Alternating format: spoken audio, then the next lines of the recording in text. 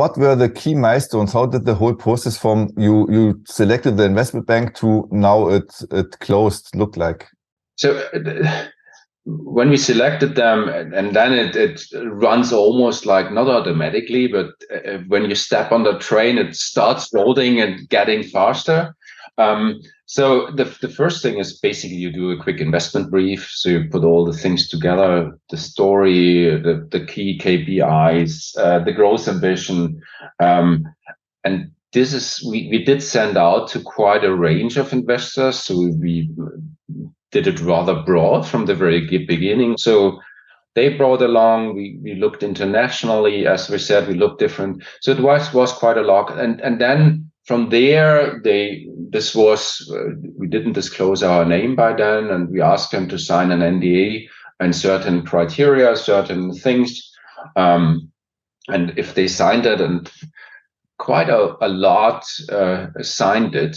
So we attracted the right interest on the market from the very beginning. Now, at this stage, okay, what happens next? Next happens is that you talk to these people. You have, they call it coffee table talks. It was new to me as well. You provide them a little bit more information about the company. Historically, data, as I said in the beginning, we had a quite good track record. And then you ask them to give an indicative offer. And that, as I said, the whole process was well managed, and it goes quite well. Also because, as you mentioned before, you still have a normal business to do. So you do basically the day with your clients, and at night you start working on that, answering questions, getting the figures together.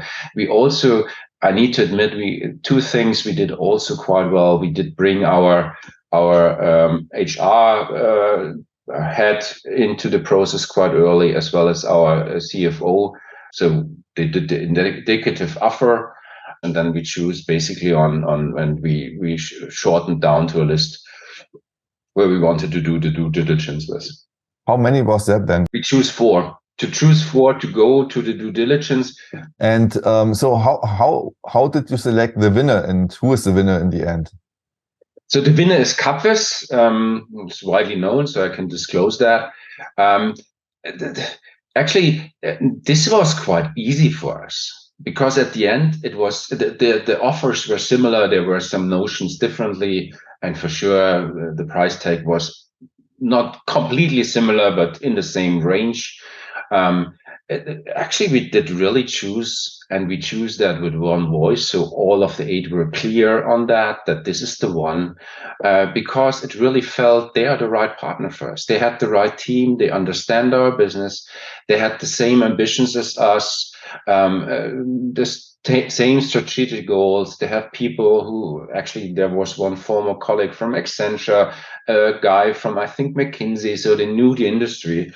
And it felt at the end like in Germany we say Liebeshochzeit. Yeah, so you had like 4 in front of them, and then you choose what you think.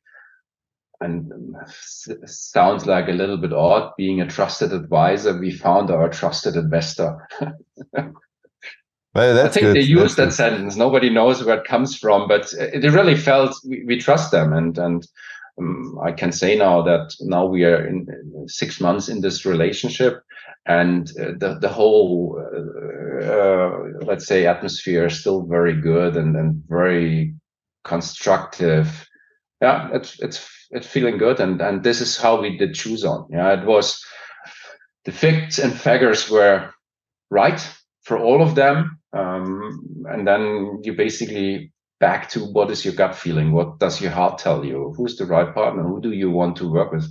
And that's also something I talk to my clients and I recommend to our clients is if you have the feeling to work with as a consultant for the next 3 years, then you should do it. If you think there's somebody else better for you, go for it. Yeah, it's good, but it's definitely something when you're on the other side, and not being the one consulting, feeling it from the other side and then acting on it is probably different. Yeah. And we have been in that situation. That's not only easy. Yeah, absolutely. Yeah. Can you tell us something about or disclose whatever you can disclose about valuation or the amount invested or the multiple that was chosen, at least in which area it was? big question about the multiple that drives the whole industry, I almost said. As I said, we agreed confidentiality here, so I cannot disclose too much. But what I can say is that Capris normally invests only in like 3-digit million amounts.